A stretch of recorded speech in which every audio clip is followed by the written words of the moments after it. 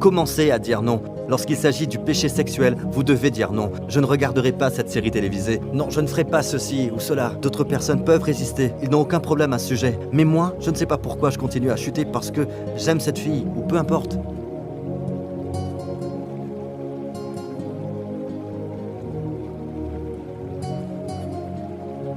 Loué soit Dieu. D'accord?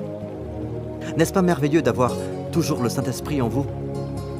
Le mot « est » au présent. Ne savez-vous pas que votre corps est le temple du Saint-Esprit qui est en vous, que vous avez reçu de Dieu et que vous ne vous appartenez point à vous-même, car vous avez été racheté à un grand prix. Quel prix?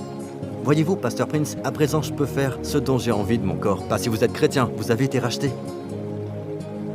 Vous avez été racheté. Beaucoup de personnes vont au marché. Il y a beaucoup d'articles que les gens n'achètent pas. Personne ne veut les acheter, mais vous avez été racheté. Vous avez été racheté. Vous n'avez pas été racheté avec $1 million. $1 million n'est rien en comparaison au prix qu'il a payé pour vous. Avec la vision de gloire que Dieu a pour vous. Vous avez été racheté avec quelque chose que le monde entier ne pourrait égaler. Le sang précieux de Jésus-Christ. Donc, puisque vous avez été racheté à un grand prix, glorifiez donc Dieu. Où? Dans votre corps. Et dans votre esprit. Qui appartiennent à Dieu. Comment glorifier Dieu dans mon corps? Dieu dit, gardez-vous purs sexuellement, que quand les gens regarderont votre corps, ils verront ma gloire.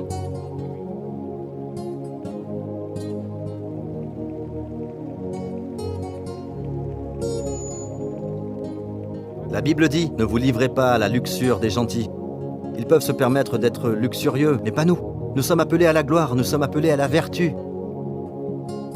Et si quelqu'un regarde ce programme, et au fait, vous êtes en train de le faire, peu importe si vous êtes chrétien ou non chrétien, mais si vous essayez de séduire la femme d'un autre, Dieu a un message pour vous.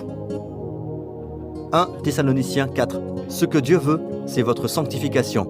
C'est que vous vous absteniez de l'impudicité. Vous voyez, la sainteté, l'apôtre de la grâce, l'a tellement accentuée. C'est que chacun de vous sache posséder son vaisseau, son corps, dans la sainteté et l'honnêteté. Ayez du respect pour votre corps. Amen. Mesdames, ne vous habillez pas pour séduire. Habillez-vous pour être pur. Cela ne veut pas dire que vous devez ressembler à un vieux cabri. Mais cela veut dire que vous brillez, vous êtes belle, vous êtes sainte, vous êtes en bonne santé.